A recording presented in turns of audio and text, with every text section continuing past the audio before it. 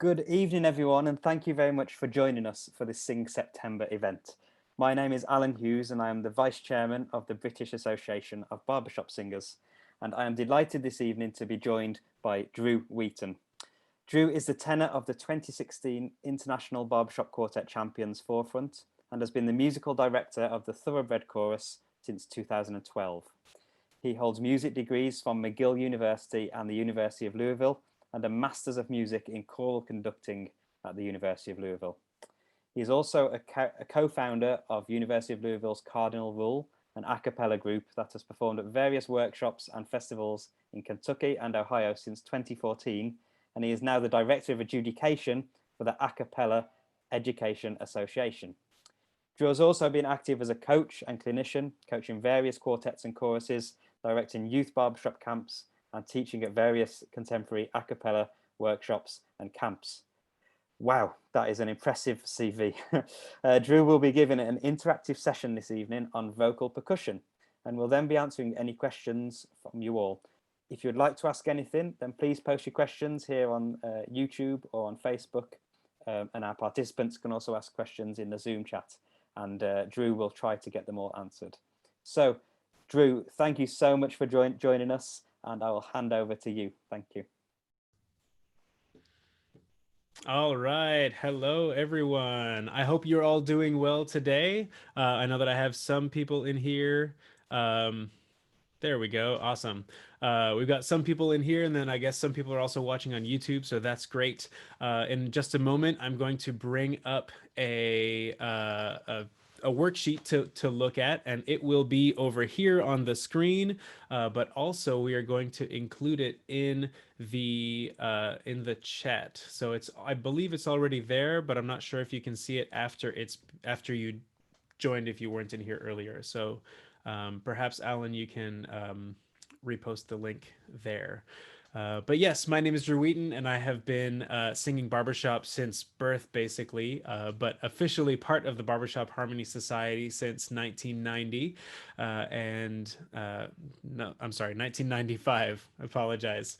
And I've also then, as he said, been doing contemporary a cappella for a long time. And so I've been kind of jumping back and forth in both worlds. I teach barbershop classes at a lot of a cappella festivals, and then I teach a cappella stuff at a lot of barbershop functions.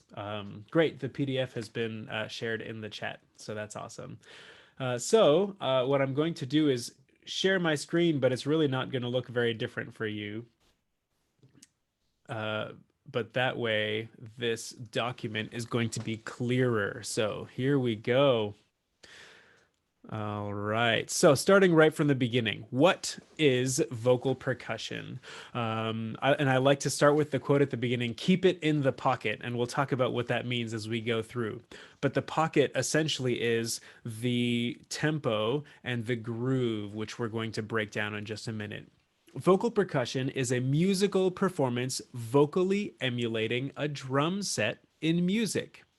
So that combines two basic elements that then can become more complex, but the elements themselves are pretty basic. The first is much more important than the second, while the second may seem a whole lot cooler. It's the thing that we all get excited about, but the first is the more important thing. So, what are those two elements? As you can see here, they are the groove and the sounds. So the groove is a combination of rhythm and tempo, and it can be as simple or complex as you want it to be, and as is necessary or musically appropriate. And then the groove is also a pattern of sounds repeated in time, fitting within that rhythm and that tempo. And then, of course, the sounds are the sounds that you make with your mouth. So, for example, the kick drum and the snare drum, hi-hats. And we're going to go into some of those sounds a little bit later, once we've gone through this first portion. So, of course, less important than the groove, as I said earlier, but really fun and interesting and cool.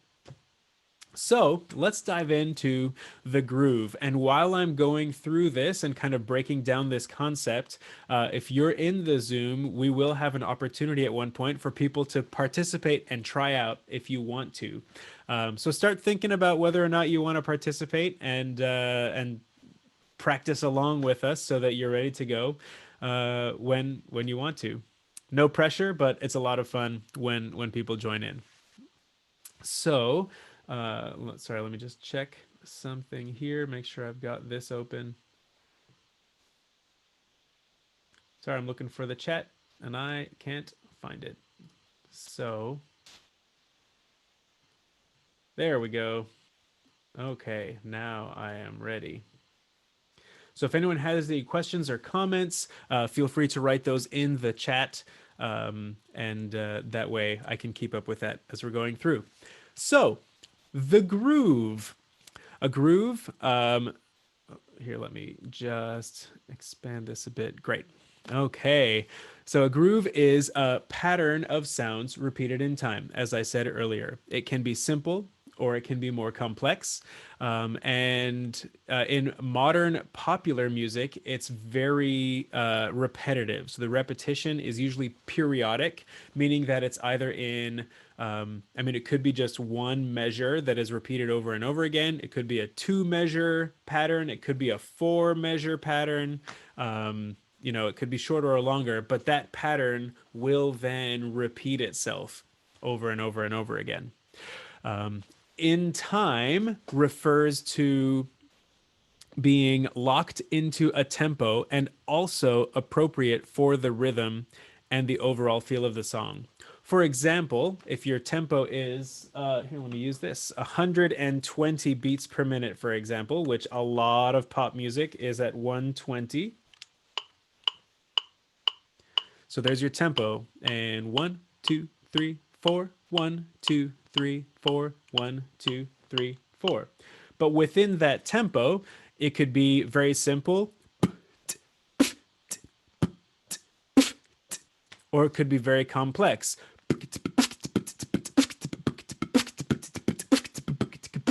And so on. It could also be swung. Right? Here's the...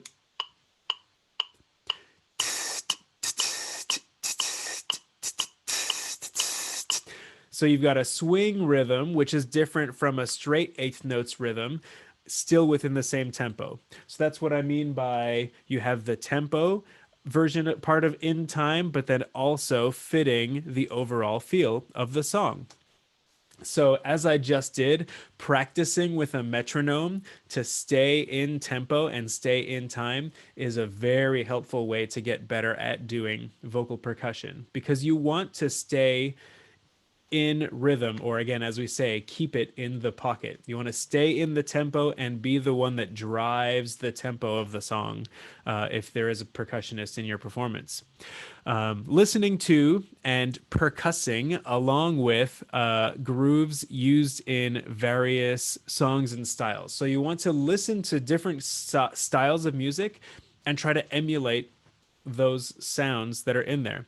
And again, as I said here, not just other a cappella groups. I love listening to rockapella and listening to home free and pentatonics, and those three in particular are kind of my top 3 go-to vocal percussionists to listen to and emulate their styles. So that would be Jeff Thatcher, Adam Rupp, and oh my gosh, I forgot, Kevin from Pentatonics. Are just great percussionists to listen to. But their goal is to emulate real drum sets. So instead of making our goal to emulate those vocal percussionists, our goal should also be to emulate real drum sets. So try to spend more time listening to real bands, real drums playing real grooves and trying to match what they're doing, because that is going to make it it's going to get you a little bit faster to finding realistic sounds if you're not trying to emulate an emulation. Hopefully that makes sense.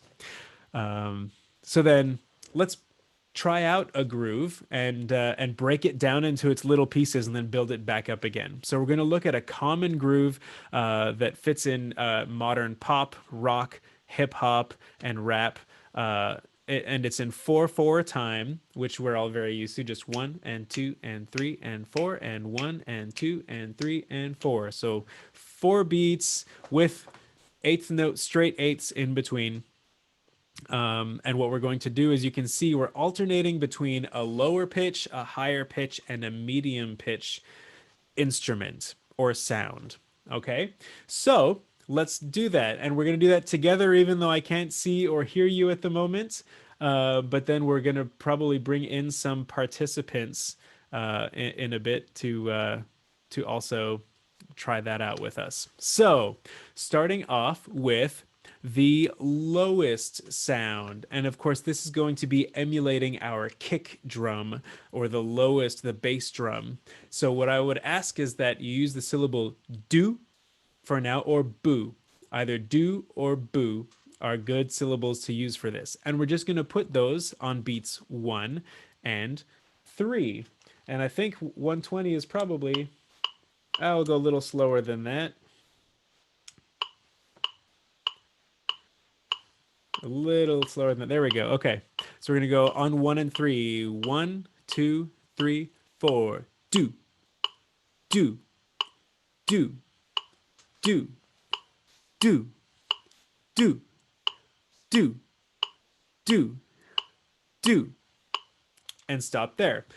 So now we've got kind of a kick drum bass sound, right? We've got it in rhythm on 1, 3. 1, 3. Let's try that together again. Here we go. 2, 3, 4.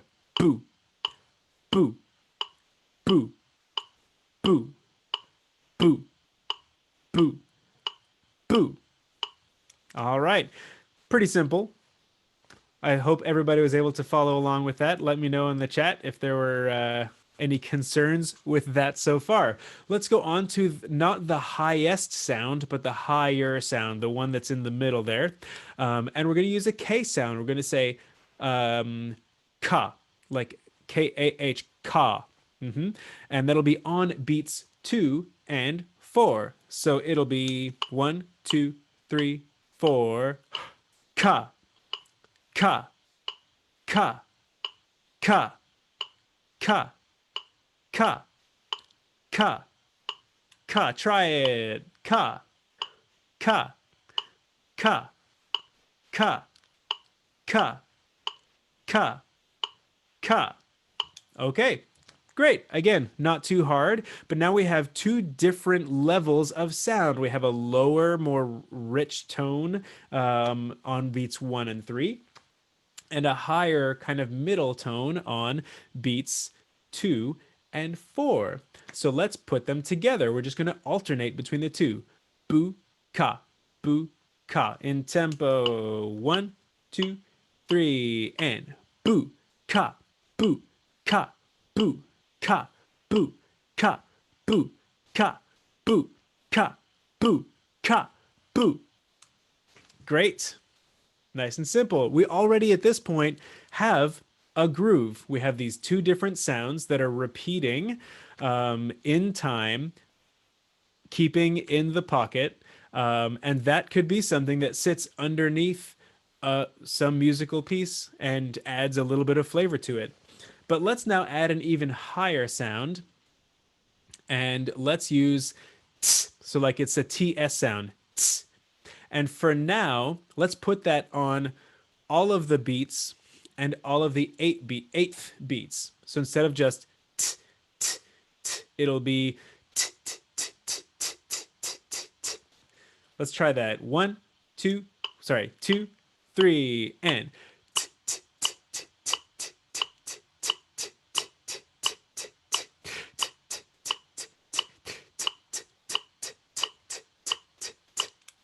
all right, and notice I had to breathe a couple of times. I bet you had to breathe a couple of times too. We're going to talk about breathing when we get to the sounds portion of the lesson. But for now, let's think about that. So we're doing t, t, t on all the eighth notes. Let's add in the boo or do, the bass drum. So we're adding in boo on beat 1 and on beat 3, which means there will be a boo and then 3 t t t, boo t t t. Something like this. Join in as soon as you feel like you're ready. 3 and boo t t t, boo t t t, boo t t t, boo t t t, boo t t t, boo t t t, boo t t t, boo t t t, boo t t t, boo t t t, boo t t t, boo t t t, boo. All right. Hopefully that wasn't too difficult, but we're already getting more complex at this point. We've got eighth note rhythms with 2 sounds going at the same time. I hope you're ready to go just a little bit harder. We're going to make it 3 sounds. So we'll do the boo and the k. And let's remind ourselves what that was like. We'll take out the TS and just boo, ka, boo, ka, boo, ka, boo, ka, boo, ka, boo, ka, boo. Okay, now we're going to alternate every 8th note. So every upbeat will be the t, but then we'll have the boo, ka going. So slowly, it will be like this. Sorry if you hear that airplane flying over. It'll be like this slowly. Boot, cut, boot, cut, boot. Let's try that slower here. Let's go 72. There we go. And boot, cut, boot, cut, boot, cut, boot, cut, boot, cut, boot, cut, boot, cut, boot, cut, boot, cut, boot, cut, boot, cut, boot, cut, boot. And there it is. Now we have our groove, that bottom, highest, middle, highest, bottom, highest, middle, highest. And notice the period in this groove in particular is half a measure, because it repeats every half measure. Every 2 beats is the same thing over and over again. So it's a very short period. If we added some embellishment at the end of it, after every second measure, we could say that period is then 2 measures. We'll talk about that a little bit more in a little bit here. But that said, those of you that are on the Zoom call, I'm going to unshare my screen for a moment, and you'll still see the PDF, but it'll be a little fuzzier now. Would any of you like to give that a shot with us on screen? If so, write it in the chat. Say, yeah, I'd like to. And I think Alan can pull you in, or you can just turn on your camera and your audio and join in. Anyone want to give it a shot? I see a yes. All right, Angela, are you able to just unmute and undo your and open your camera?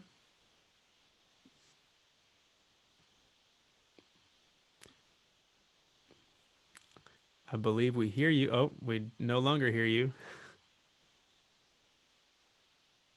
Okay, the camera's on. Great. Your audio was on, but now you're muted again.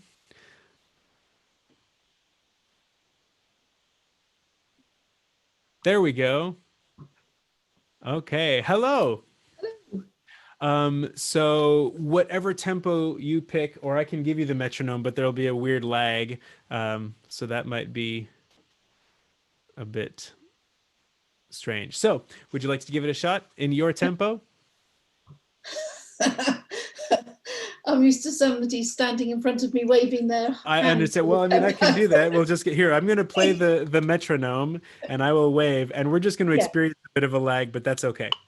2, 3, and boota cut, boota cut, boota cut, boota cut, boota cut, boot. Yeah, great job. Very well done. It's just getting your head around where the t goes. Yes. In the sound, the boot. Boot is quite natural, but the cut is a bit trickier. Yeah, boot is fine because it's like saying the word boot. Yeah. But then, and so this is why people frequently say boots and cats and boots and cat, and we hear that boots and cats thing. This is kind of where that comes from. That's So good. It's good. Thank you. yeah, great. You bet. Anybody else, Walter or Sue, would you like to give it a shot?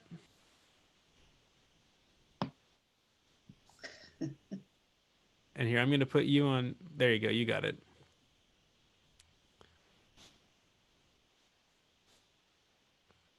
Okay, well, I'm going to go on, and if you feel like trying something a little bit later, then great. That'll be fine. So I'm going to reshare this screen so that the PDF is clearer for you. Awesome. So now we're going to go on to the extra fun stuff, and I'm going to break down some of the fun sounds that you can learn. I'm also going to preface by saying that you can find a lot of different YouTube videos on how to make vocal percussion sounds. So please feel free to check that out. And there's a great website called Acapella, of course, 2 P's, 2 L's, right? ACAPPELLA.how. And that site has a lot of information about acapella, but there's a vocal percussion section on the site that then has links to it. It describes, you know, low drums, high drums, mediums, snares, hi-hats, whatever, and then links to lots of different videos of different styles of each of those sounds. So I'm going to go through some of the basic sounds with you right now, and then you feel free to expand your vocabulary as you go through. So as I say here at the beginning of this PDF, the human vocal apparatus with all of its parts is capable of producing a huge range of sounds, many more than we tend to use in language. And of course, we've heard other languages that have other sounds that we don't use in English. And even beyond those, there are lots of other sounds that we can make. Some of them seem very silly, but we can emulate so many different sounds and noises with the different parts of our physiology that our voices use to make the sounds. So in general, vocal percussion depends mostly on consonant sounds and then how we use those consonant sounds. And so it's often, you know, those consonant sounds, as you can hear in speech, the consonant sounds are very percussive in nature. So we just use that to our advantage. So let's start with the same order of sounds that we did earlier. That kick drum, I used boo because I tend to use more of a B or P based kick drum sound. There are kind of two options. There's that, again, plosive B sound, or there's more of a D or DT, or as it says on here, DMP sound. So let me demonstrate all of those for you. The B or P sound is particularly good when using a microphone, and it sounds like this. And essentially you're closing your lips, of course, and then building up the pressure inside your mouth, like behind your lips, using mostly your tongue, and then exploding it out. But the other trick, it's a two-part thing. So the first is building up all of that pressure and then letting it explode open. But along with that, you want to make sure you're not still exhaling when it pops open. Otherwise, you get that airiness. We don't want that. So we want the vocal cords to be closed as the sound explodes. So we get and open to the biggest, most open resonant space that you can create in your mouth. So it's kind of like if I were picking a vowel, it would be like an uh. So that's that sound. The DMP is similar, but it has the closing at the end. So there's a little bit more of actually allowing the air to come through. So it's like you're saying do, do, with a little bit of vocalization, do, do, do, but then you close your lips. So I'm starting with my lips almost closed, are actually closed. They open just enough to open and close on the kick. That's a bit of a harder one to find, but it's a pretty cool sound. It's a kind of a wet, fun sound to make. Good for recordings. It works in the microphone, but less so than the sound. So hopefully that kind of makes sense to you. There are a few other kick drum sounds. There's one that's like a, so you're putting your tongue against your hard palate and then like popping it down, basically going, making kind of that watery sound, except, and especially with a mic, that puts a big puff of air into the microphone, which ends up, especially if you're using subwoofers on your sound system, making a big thud, which is what you're looking for with a kick drum.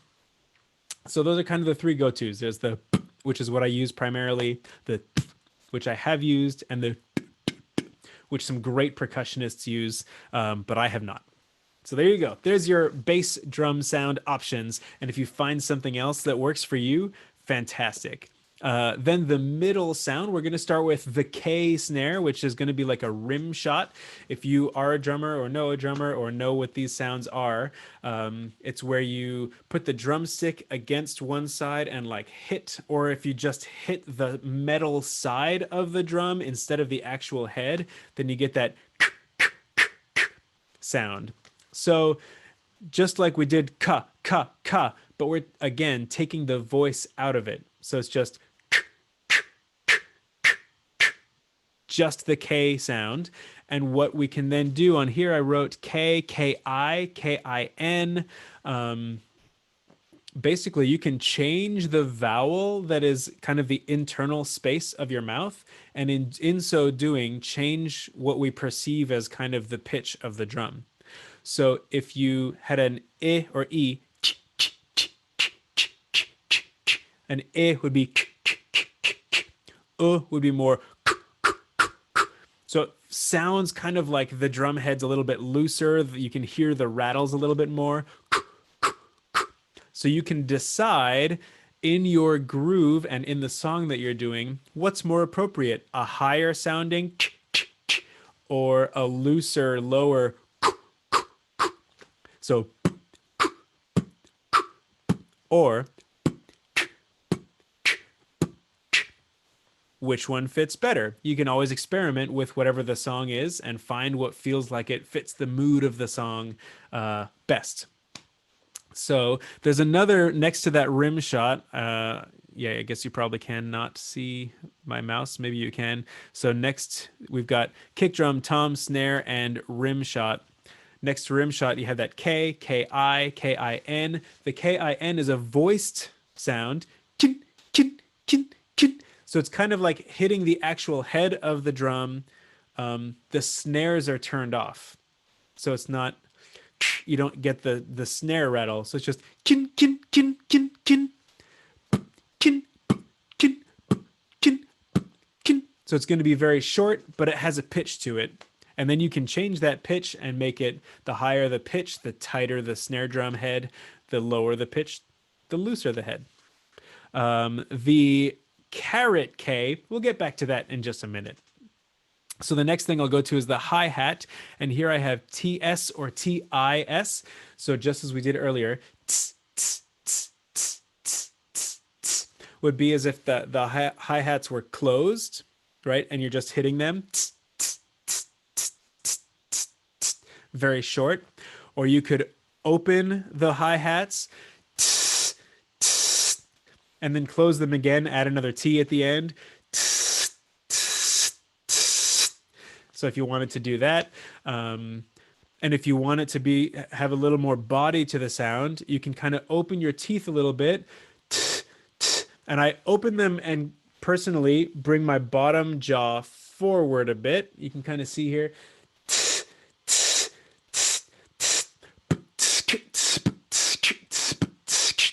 There's just a little bit richer, more body to that hi-hat sound.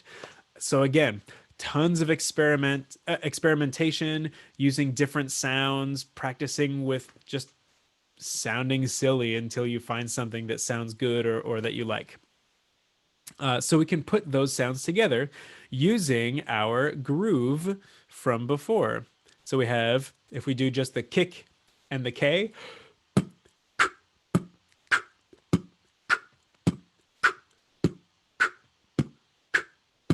and then we can add in the hi-hat.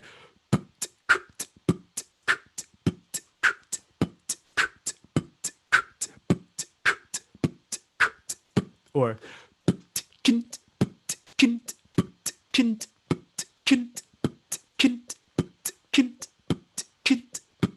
for example. Lots of different opportunities already right there. So then you've got plenty at that point to use to put into a song. Just that alone, if all you did was into a microphone against one of your songs that groove fits with, you're all set. And that's going to be a lot of different songs. That alone adds interest to the song without being overbearing by any means.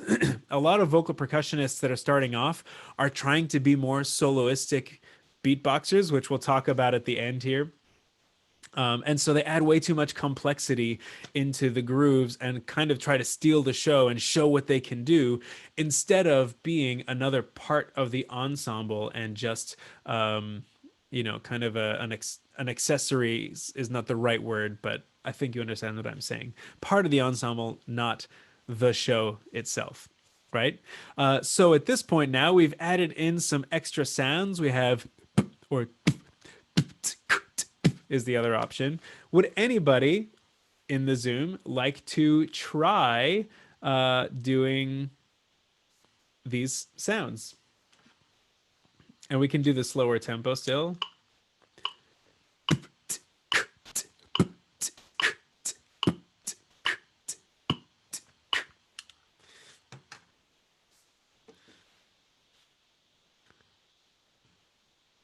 All right, Walter. So I'm going to unshare, and then you can unmute and turn on your camera. Excellent. Would you like a tempo? Please. Okay, great. Oh, I can see the light, but you can't hear anything. Here we go.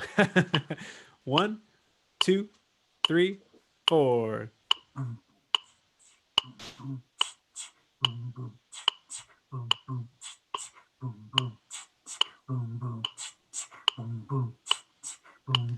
All right, good job. Yeah, and so you stayed, it was a different groove, but you stayed right in the pocket and right in the tempo, and that was a good groove, some good sounds. Put that into a microphone, and that could be a lot of fun to add to something.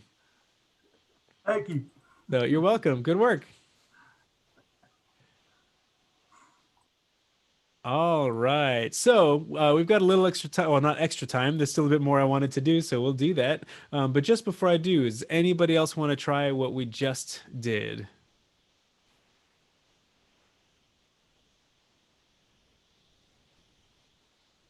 All right. Yeah. Let's do it.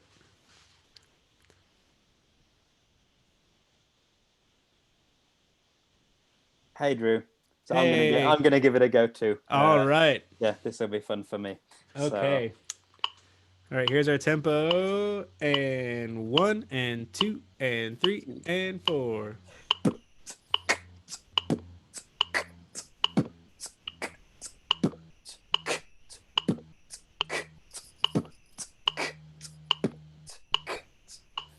Great, good. Yeah. I always feel like I struggle to get any power behind the kick and the snare sound. Like, I don't know Sure. whether I just need to support more, like when you're singing, use my diaphragm more, but it just So is easy. But yeah, it's funny, especially the kick. And if you're doing the kick, which you're doing, the diaphragm is not going to help. Like your abdominal muscles, your push from there is not going to help a ton, because this is actually closed for that.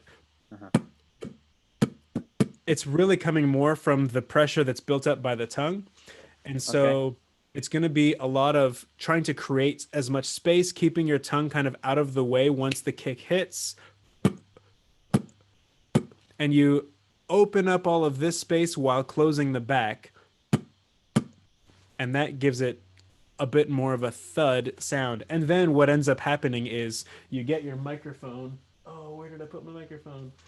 It's not here, but we're going to pretend this is it. So pretend this is a real microphone and not a little recorder doohickey. A couple of tricks. It depends on the microphone, but most of the time, if you've got a regular dynamic microphone like a Shure SM58, you kind of wrap your hand around it like this and then get really close to it, and that uses the proximity effect. And you can hear some of that right now. If I stay here, there's that sound. If I get really close to this microphone, it just sounds bassier. And I actually did it quieter when I got closer because I knew I was going to be closer to it. So the microphone helps a lot. It picks up more bass frequency when you get very close to it. So that's part of the trick too. Yeah, well, that's interesting. I've always thought if you put more air through it, you'll get more sound, but it's actually not that. It's space and using the yeah, it's the resonance more than anything. Yep. Okay, cool. Thank you. You bet. Great. Okay, so now we're going to have some fun with a couple more sounds. I'm going to go back to sharing here. And also, oh, there it is. And we'll talk about breathing. So first, what do we have? Oh, of course, there's the crash cymbals. So if you want to add a cymbal at the end, you have crash and splash and all those.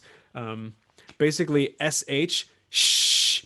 And again, it could be a little more open. Shh, shh, shh.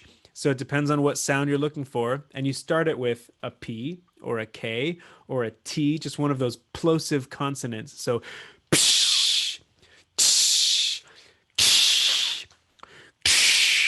all of those different sounds are available. So in a groove,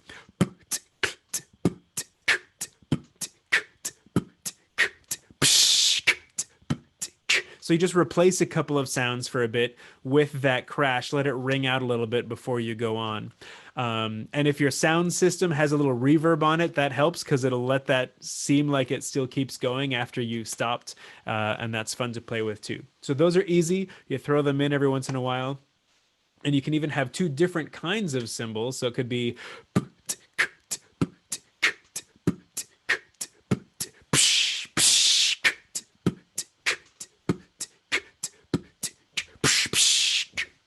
and, you know, go back and forth in that sense.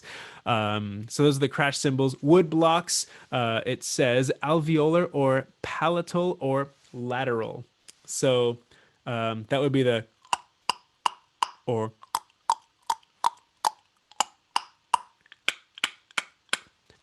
Those are the different. Lateral is on the side. Is going to be palatal, using the palate and your tongue. But basically that sound, that's what wood blocks would be.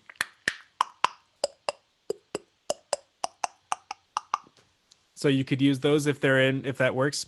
Scratching, there are different ways to do that. So scratching would be the record scratch. Yeah. For example, you can use your hand like this. This is a fun one. You'll take your hand and bend it like that.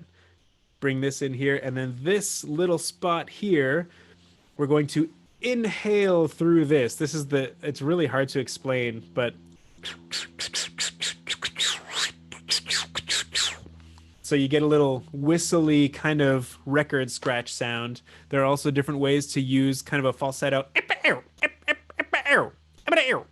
I'm not very good at that one, but you can find lots of YouTube videos of people showing you how to do that and practicing that. So that's pretty good.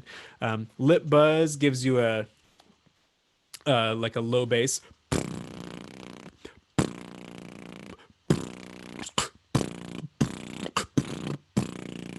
So using that bubbling lip buzz sound is another great sound. So now the two things that I haven't really talked about that I'm going to get into now are the snare drum that really sounds like you're hitting the head of a snare drum with the snares on. And this one's a little bit more complicated, but it's so useful and sounds great, especially in a good rock beat. And so it has two parts to it. It's basically, as you'll see on here where it says snare, it's the PF snare. And the P is actually more of like the lip buzz that you would do when you're playing a trumpet or trying to make an elephant noise. So you kind of put your top lip over your bottom lip like this, and then tighten up these muscles here so that it's pretty tight, and then force air through that space.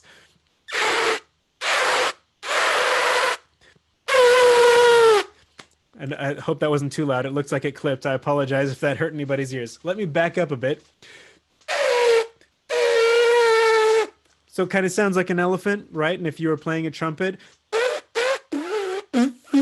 I haven't played trumpet in a very long time, so I'm not good at that aspect of it anymore. But what we then do is take that sound, that, and then bring our bottom lip back. Our top lip comes up, our bottom lip comes back to an F.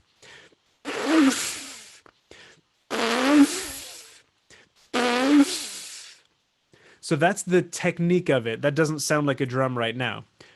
That's the very, very slow version of the sound.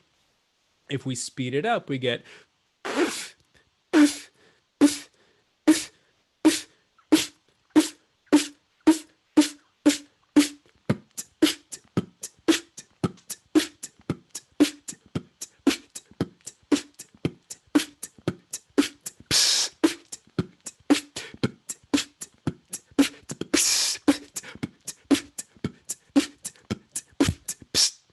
And that's that sound, so that, which took me months to get. So if you're not getting it right now, that is okay. I've taught some people that get it instantly, and then I know it took me four to 6 months to make it sound decent. And some people never get it, and that's okay. There are lots of other sounds to choose from. But that is one of my favorite sounds to use. I've lost the chat, so I want to make sure I'm not missing anything. Great.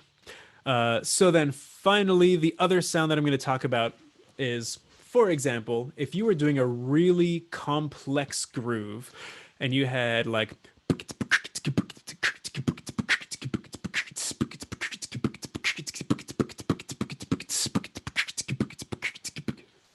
you run out of air. And so you've got to breathe somewhere, and preferably in a song that needs a complex groove, you don't hear a breath happen. So how do we do that? We use what's called inhale sounds, sounds that occur on an inhale. Certain options are like a cymbal or a hi-hat. So like, it just sounds very different, but it's an option. Put a little inhale hi-hat in there. And it just sounds like you hit it somewhere else on the cymbal head, and in context with a whole song going on, barely noticeable. But the most useful one that is used by most people is the inhale K rim shot snare. And so this one's a little complicated. If you're going to try this right now, try to make sure that you have swallowed. You don't have too much saliva in your mouth or other water or anything, because it's an inhale sound. And so, but it's also a very explosive inhale sound. So you don't want to inhale saliva. I've done that a number of times.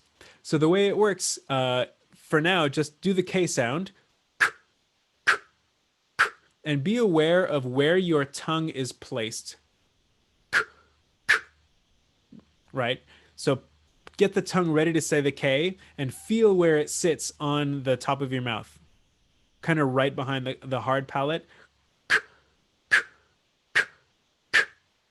So we want to essentially place the tongue in that spot, but now we're going to use that position of our tongue to not allow air to enter. That's now what is blocking the air from entering. And then you try to inhale. So you're literally, using your diaphragm to pull your lungs down to expand the area so there is back pressure. There's now negative pressure between your tongue and everything else underneath it. And then we release and just let the air rush in. So it sounds like this.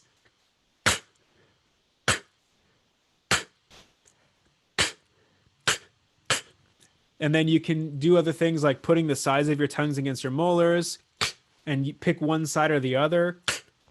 Some people use, I'm not very good at the left side. I'll use the right side sometimes. Middle. And that's the idea. And so we'll replace the with a inhale. So it'll sound like this.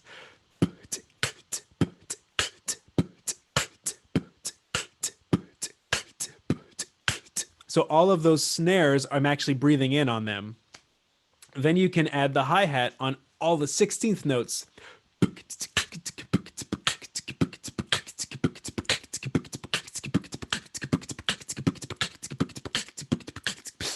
And go really fast and still be able to breathe and do all of that. It's intense, but once you get it, and again, you start slow.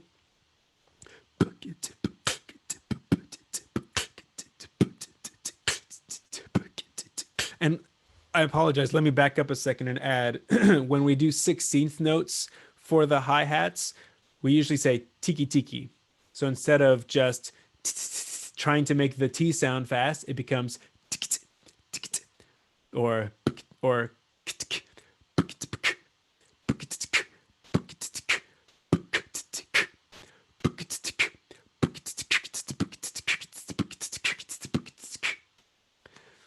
so hopefully that makes sense. And sometimes I sneak a P sound in there, so it becomes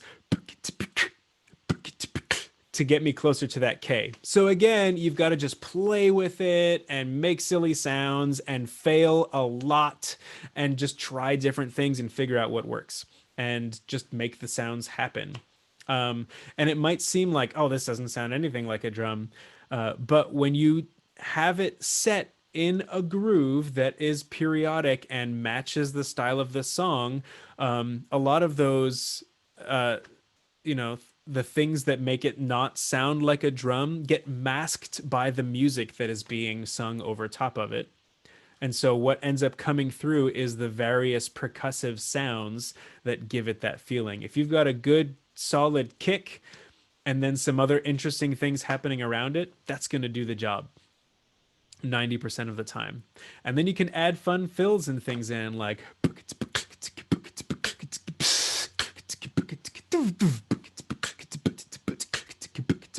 and then you can change the groove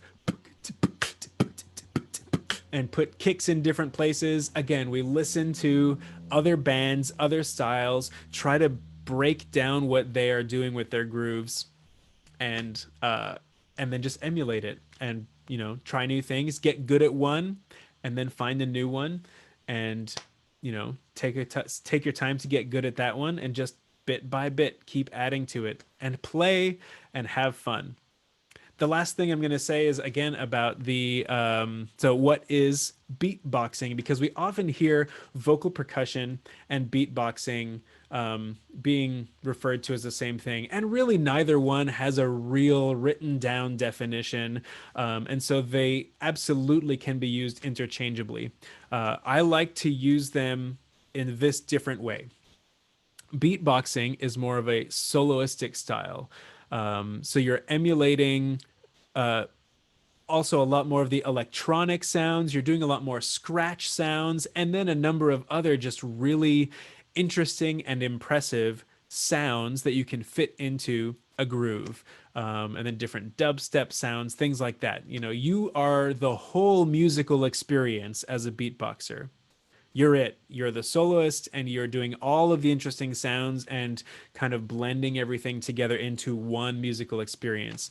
Whereas the vocal percussionist is just doing vocal percussion for an ensemble. So you're part of a bigger ensemble, making a musical experience out of a number of different instruments or a number of different voices emulating instruments. And the percussionist is just one of those instruments, part of the band. A very important part of the band, and part of what's called the rhythm section, with the bass guitar and the usually piano, keyboard, and drum making up the rhythm section of a jazz combo, for example. So a very important part, but again, still just part of a larger whole. So let's see. Great. Okay. So yeah, that's everything that I have specifically to say. If there are any questions, I'm going to go ahead and stop sharing now, and yeah, ask away. Hey Drew, that was so much fun. I enjoyed having a go at home. I'm okay with the groove side of thing, but I just really struggle with some of the sounds. But it was amazing It takes hear. time, absolutely. Yeah, the sounds just take time. I mean, I started this when I was 14 years old. I found a video by a guy named Wes Carroll, who was the percussionist for Impact, I believe, at that time. And he made this video called Mouth Drumming.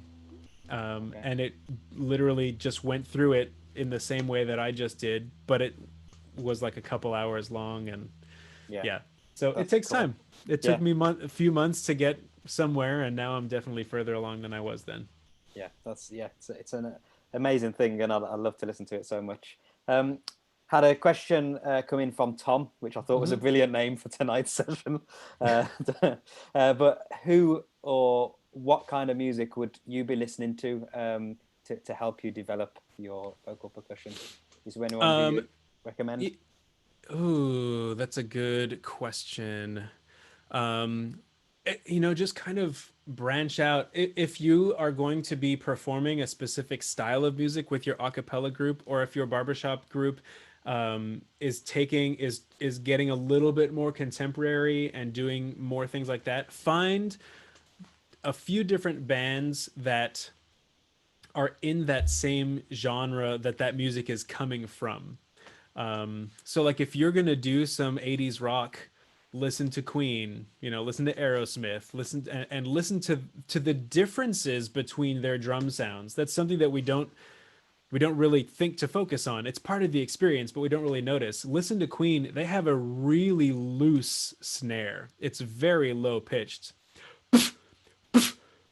Like it's really thick sounding, whereas some other drummers in other bands they tighten that snare head a little bit more and it sounds more, and you have that big difference in sound that creates a different experience in the music. So like Queen is a great one to listen to because he was just a great drummer. And of course the Beatles and any other band that has a good drum player, and try to emulate those sounds and their grooves. And if they have some like really complex grooves, try to challenge yourself to figure out what they're doing.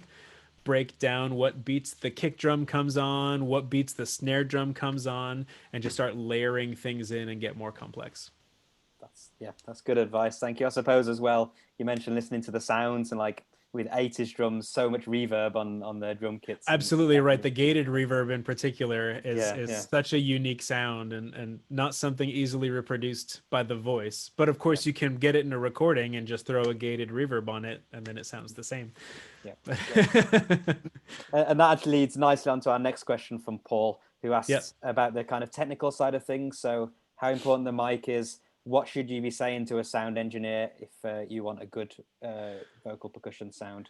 Yeah, so that's a pretty big question. And so essentially, if you're talking compression, just ask them to compress it like they would a drum. But you're trying to find the frequencies that would normally be part of a drum set and try to get rid of the frequencies that would not normally be important parts of the drum set.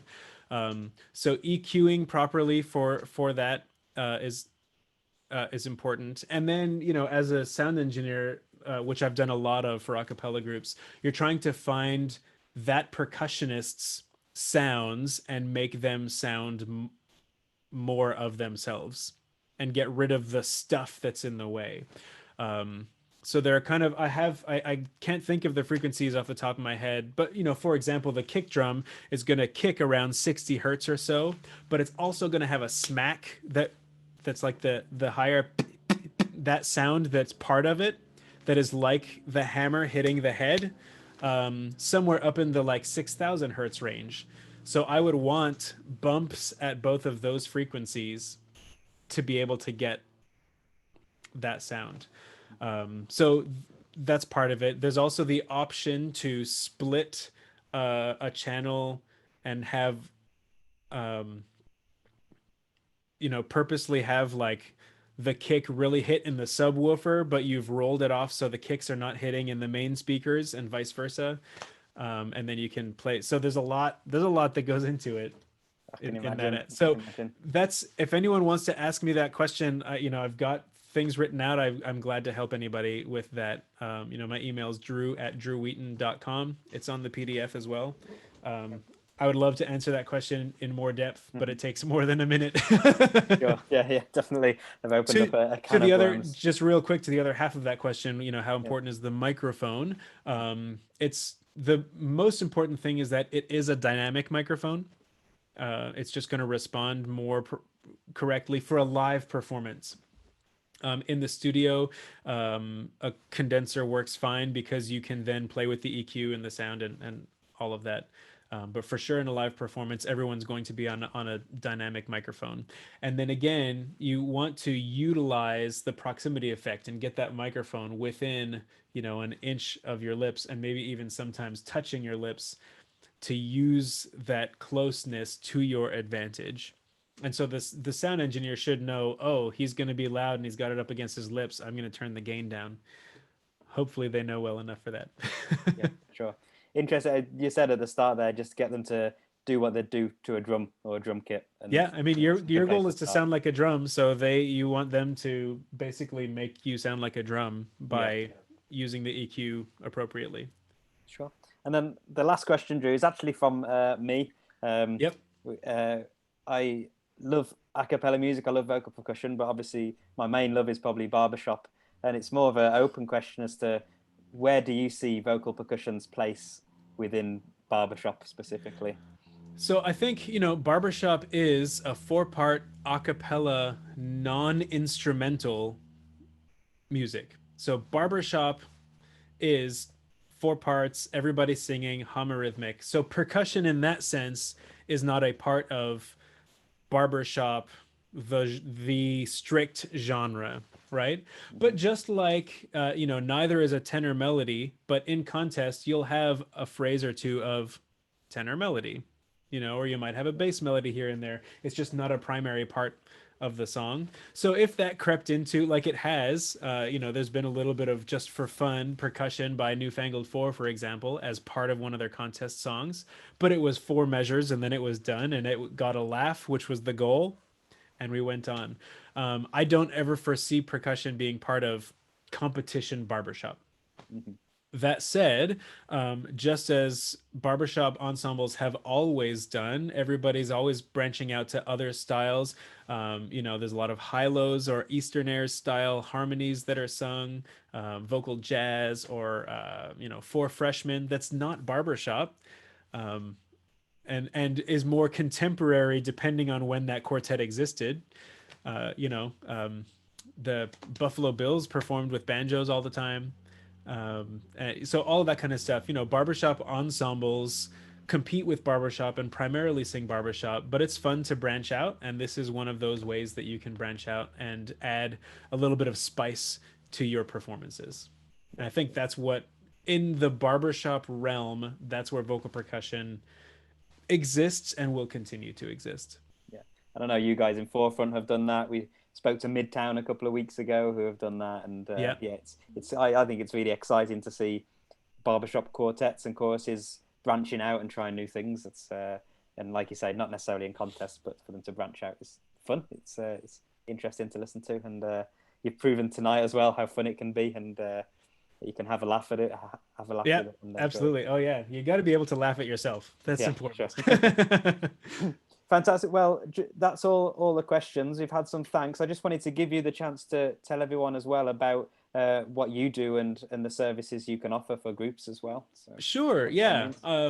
Yeah, of course, as all of us, we're not doing all the things we normally do, or at least not in the normal way.